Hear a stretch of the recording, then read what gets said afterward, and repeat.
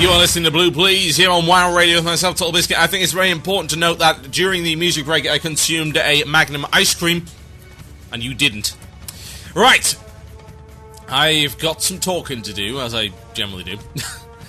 Why should this surprise you? It's about leveling. I'm going to talk about my hopes for the level 80 to 85 leveling content in relation to what we have seen at BlizzCon, and also the Path of the Titans system, both of which look kind of cool. So let's talk initially about the decision to have level 80 to 85. Now, of course, there is a cynical way one could view this. The cynical way of viewing the fact that they are only doing 5 levels this time instead of 10 is because they want to release more expansions and end on level 100. Of course, if it was to 90, then this would be the penultimate expansion before level 100, at which point they'd, of course, end it. So, the cynical mind may say that the new MMO is not quite as far along as we had hoped, or they had hoped, and they are stretching the experience out by only giving us 5 levels instead of our usual 10. That's the cynical way of looking at it. The sensible way of looking at it is, hey, actually, why do we need to have 10? Why is that obligatory number? It seems a bit arbitrary, don't you think? Why 10? Why not 8? Why not 7? Why not 4? Well, in this case, they decided to settle on 5, and that is acceptable. After all, why not? What is a level? What is a level but just an arbitrary measurement of how powerful you are and how many talent points you have, which skills you can access, which gear you can use? And we already know that they're not going to be introducing any new talents, and most likely, by the looks of it, no new skills in Cataclysm. They're just going to be giving you 5 more talent points so you can vary your spec up a bit, and they're going to be redoing the talent trees, as opposed to, hey, let's add on some new ones at the end. They're just going to be remodeling all of the talents. So I imagine we will see some new ones, just not in the traditional sense of the word.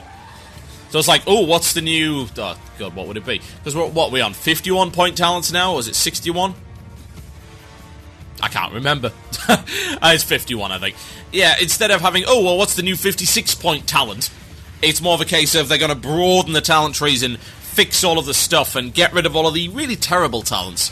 Anything that's passive, they're basically going to take out, which is good.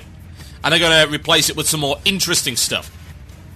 Don't get me wrong, I think there's a place for the whole passive talent thing, but by the looks of it, that's going to be integrated more into the Path of the Titans, which makes a lot more sense in the long run, because it's that alternative method of progression. Yeah. Sounds fun. Okay. So, let's talk about that leveling. Let's talk about what we hope to see. Now, what we do know about the leveling is that it's going to take quite a bit longer. The XP gain is going to slow down. Oh, yes. Okay, I can deal with that. What they're also going to have is a new way of leveling. And this new leveling system is going to be called the Guild Leveling System. And the idea, quote, behind it is that the guild leveling system is going to make people want to be in guilds and make them feel better about being in a guild. Okay, fair enough. Now, of course, this has been stolen, as most good ideas tend to be. I'm fine with that. I don't care if it's stolen or not, as long as it works. So, here's the thing. It's going to be borrowed from a game that you may be familiar with, called Warhammer Online, and I do apologise for the creaking noise of the chair as I reposition myself to avoid myself getting cramp in my legs. Ugh. Lord, I'm turning into a Cornish farmer. Cramp in me legs! Actually, that's Leeds. Whatever. Never was any good at accents. So, giving you the option to level up, indeed, not so much of an option, it's going to happen anyway, to level the guild up is pretty cool. It gives a sense of unity. That's good, because being in a guild has its benefits, but they're not... It's not as good as certain other games. Certain other games provided better benefits. They encouraged you, in some, even mandated being in a guild. Whereas in WoW, being in a guild is helpful, but it's certainly not mandatory by any stretch, and indeed increasing numbers of people these days aren't, thanks to the easy poggability of all these raids. Not all that exciting, is it? So I'm glad to see them putting a big push in the direction of being in a guild. I think being in a guild can really enhance the experience of any game. It's the same as being in a clan. I remember back in the day, the clan that I joined WoW with, the Halibuts, we were part of a group, and we played a lot of games together, and we played Counter-Strike together. Now, I found Counter-Strike, of course, to be a lot more enjoyable when playing with them than playing on my own, and WoW was the same. Indeed, they got me to 60. I wouldn't have reached 60 otherwise, there's not a chance. Had I been soloing, I would have never, ever got to 60, and none of this would ever be happening. I wouldn't be part of this station, I wouldn't be part of the game, hell knows what I'd be doing. Probably being more productive in life. There you go. So yeah, that's a good thing. Giving the leveling options in as regards to the guild is exciting because of the way that the guild talent point system is going to work. A lot of things are going to be affecting the guild. You can check out a lot of the screenshots and some of the things that have been going on with that. Talent trees looking relatively interesting. It's a lot of cool utility talents. Nothing, say, essential here, but that's good. It's nice to have little treats, as it were. For instance, there's a talent here called Cash Flow. It's one of the first talents you can get. 3 ranks. Increases the gold drop rate by 4, 7, and then 10% for all kills from creatures or players that reward experience or honor. Extra cash for being in a guild. Hell yeah. And then way further down the tree, another matter of convenience. It seems OP when you look at it, but let me have a quick think. Mass Resurrection. Brings all dead players in the raid back to life with 20% health and 20% mana. A player may only be a target of this once every 30 minutes and cannot be cast in combat arenas or battlegrounds. Well, that's fair enough. So, again, it's a convenience thing. It gets everyone back on their feet, and it's like, hey, boom, everyone's resurrected. That's really handy. Very, very handy indeed. That's a cool idea, and there's an awful lot more. I mean, these talent trees, looking at them at the moment, and I imagine there'll probably be quite a few more before launch, seem quite extensive. They look pretty nifty. I'm happy with that. That's a good way to level in a alternative direction. Because leveling through to whatever level is not necessarily the most exciting thing you can do. It's not the most meaningful. Working as a team is not something that's really required to level up, but leveling up something else that isn't your character, and that's a newer concept, that's something a little bit more interesting. I can get behind that, without a doubt. And, of course, it will apparently only be counting the top 20 players' accomplishments within the guild every week, and covers all manner of things like PvE, PvP, crafting, professions, dailies, leveling up, whatever. So you're going to be able to gain all manner of great stuff that way. And hopefully it'll give us a nice metric to measure the accomplishments and the performance of various members of the guild, and will encourage people not to slack. That would be pretty asinine. Okay, so we've looked at that, so let's look at what we hope for the 5 levels. Now, we know that everything's going to be a bit slowed down. Okay, I can deal with that. That's fine. So, here's what's going to be happening. We're going to get 5 levels, and these are going to consist of some new areas, as well as all of the remodeled old stuff. And this is all going to be grim, grim, dark, dark, dark, grim. Good. About bloody time. About time we got out of the cartoony silliness and into something a little bit more serious. After all, we are the high-level heroes. We are expected to face the most horrific of beasts and challenges and triumph. Now, what do I hope is going to happen here? Well, like I said before, the Wrath questing system is like the best bit of Wrath. And they did it in such a way that they made you care a bit more about the lore, and the quests were a bit more involved. A game I'm going to be playing in a couple of days goes by the name of Dungeons & Dragons Online, and its questing system blows WoW out of the water. Because its questing system is based entirely in dungeons and instances, and it's generally multi-stage. It's got all sorts of things. Now, of course, WoW can't necessarily do that, because you can't have everything inside an instance in a dungeon. That would be ridiculous. So you can't have all of the cool traps and secret doors and puzzles and things that you would have in a game like DDO, so you've got to go the other way. You've got to think about some other things. You've got to make the quest cool and enjoyable and unique. The 2 quests that were introduced into Wrath of the Lich King, I believe, actually, no, there were 3. 3 new questing types. One was introduced later on in the Burning Crusade, and that's, of course, Bombing Run.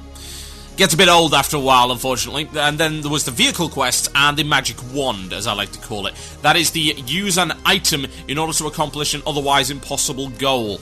Now, vehicle quests count for all sorts of things. You've got the one where you're actually in a vehicle, and you've also got the one where you're possessing a particular creature. You remember the Abomination quest, which involved blowing up a bunch of enemies in one of the places, I can't remember where. That was awesome. That was a lot of fun. And we also had the Ballista quests and the Catapult quests, and we had the quest whereby you controlled a creature to battle another creature. It was a single-person boss battle, and that was great. More of that, please. Particularly if it's got quest content with groups. Here's the thing. I think group questing is something that has been sadly overlooked with this inexplicable need to appease the solo player. Newsflash, MMOs are about playing with other people. If you want to play single player, there's plenty of good and indeed way better single player and small form multiplayer RPGs available. You should check them out. However, if you're part of an MMO, you should expect to have to work with other people, and that should not just be confined to endgame raids and 5-man dungeons. I want more group quests, because with group quests you can do things which are challenging. That's something that is important. I want quests that are challenging. I want quests that actually make me think, that make me have to play my class well instead of sitting there spamming Frostbolt over and over again. I don't want to be able to AoE everything to death. I don't want to be able to simply waltz in with my copy of Quest Helper and achieve the quest with no problems whatsoever. I would actually like to have to try. I would like to come up against some new challenges, and the best way to do that is to have a group quest where you can't simply solo it. Now, integrate this with the phasing system, hopefully the more heavy use of the phasing system, which of course we have heard about the gradual terrain phasing and the, let's just call it the screwing up of Azeroth that's going to be happening gradually. I think that provides a very unique opportunity, a perfect storm perhaps, to create some really interesting encounters. Something that's going to keep us going. Now, what also excites me, of course, is the Path of the Titans system. The Path of the Titans is looking really, really, really damn cool. This is a way that you can progress your characters. Now, from what I can tell from the information given in the game systems panel, the players are going to be improving their characters through the Path of the Titans system, in sort of tandem with the leveling up. That's something they're going to be able to do via the use of the archaeology profession, which of course is a secondary profession that everyone can use. Now, the Path of the Titans system allows you to use a new type of glyph called ancient glyphs, and there are 6 paths, all themed after various titans, including Amalthun, Aeonair, and all those other lore things that I don't care about. Now, you're able to unlock these paths and progress along them as you engage in different aspects of the game. So this is not something that, say, caps off the end of it. This is something that you do while you're doing your leveling, while you're doing your raiding, while you're doing the battlegrounds. And you'll be able to unlock special glyph sockets for your characters, which will give a whole manner of different options. Now, you can apparently earn progress by doing basically anything. Questing, raiding, PvP, trade skills. Where do I recall... Oh, I don't know. Where do I recall someone suggesting the idea of an alternative leveling system whereby you could level by using pretty much anything you wanted to do?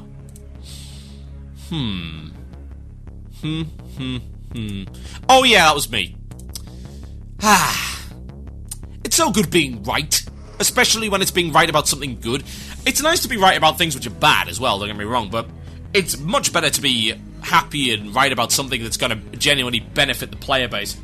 Someone is phoning my phone! I'm not going to answer it. But yeah, you could probably hear that in the background, actually. It's over here! There you go.